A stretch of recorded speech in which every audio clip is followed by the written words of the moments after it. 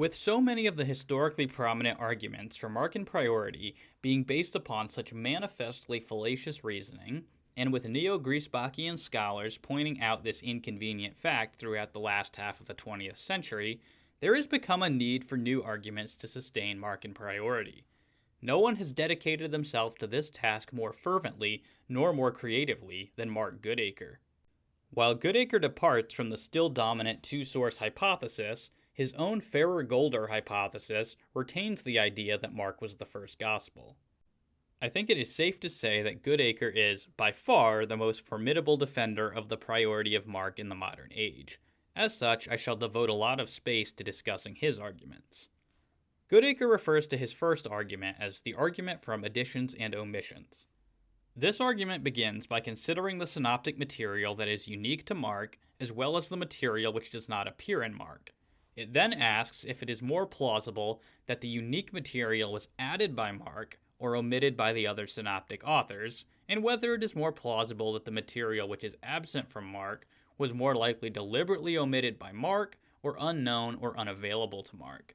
Supposedly, when this is done, it's supposed to strike one as more plausible that some of the unique material in Mark, such as Jesus healing with spit, or Jesus being belittled by his own family, or the unidentified naked man in the Garden of Gethsemane, is unlikely to have been added by Mark as supplementary material.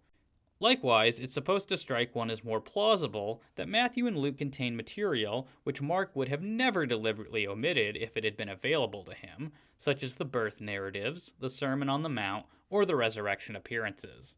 As Goodacre explains, Mark's gospel is considerably shorter than both Matthew and Luke.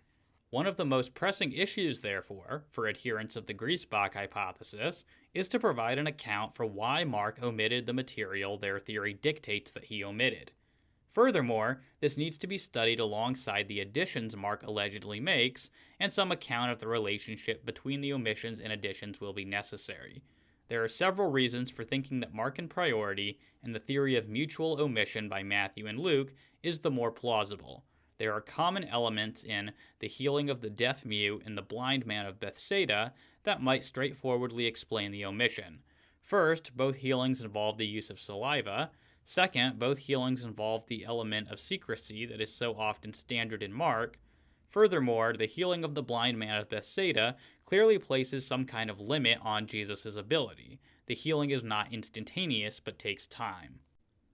Goodacre approvingly cites W.D. Davies and Dale Allison as they ask, can one seriously envision someone rewriting Matthew and Luke so as to omit the miraculous birth of Jesus, the Sermon on the Mount, and the resurrection appearances, while on the other hand adding the tale of the naked young man, a healing miracle in which Jesus has trouble healing, and the remark that Jesus' family thought him mad? Mark's additions can be explained easily enough on the hypothesis that he was writing third. After all, according to church tradition, Mark had the Apostle Peter as his source of information.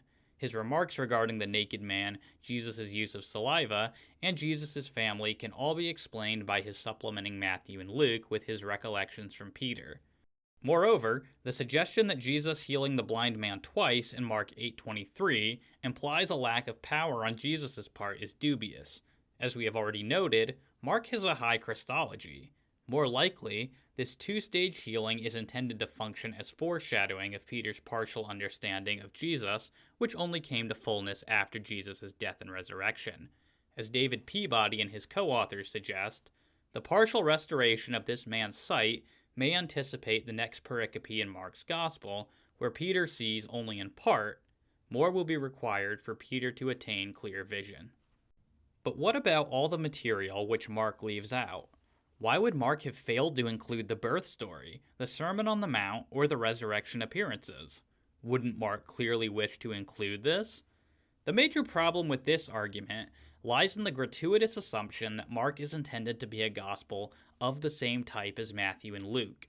If that were the case, then it would indeed be unexpected that Mark would leave out these details pertaining to Jesus' birth, ministry, and resurrection, had they been available to him.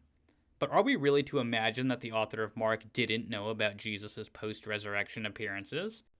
This seems to me wholly implausible because, first, The author is clearly a Christian, and we know that the Christian community believed in the resurrection appearances. And second, the young man at the tomb in Mark 16:7 predicts that the appearances of Jesus are going to occur shortly. So if we instead accept that the author of Mark did know about the resurrection appearances of Jesus, as I think we must, then it is indeed puzzling as to why he does not include them in his gospel. But notice that this puzzle remains even if Mark was written first. And this, in turn, challenges the notion that the puzzle can be used to support Markan priority. For whether prior or posterior, the mystery of why Mark left out the resurrection appearances remains. This fact should tip us off that whatever other purposes Mark may have had in composing his gospel, one of them was not to give a complete story of the life of Jesus. This, therefore, undermines the central assumption which undergirds the argument from additions and omissions. Mark is not the same type of gospel as Matthew and Luke. Matthew and Luke constitute early Christian didache, that is, teaching for those who were within the faith community and wanted to know more about Jesus.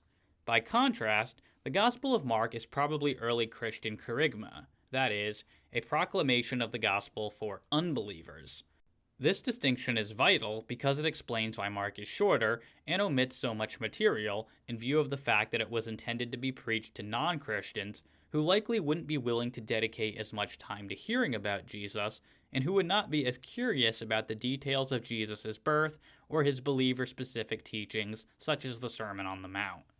Ward Powers argues, why is this significant?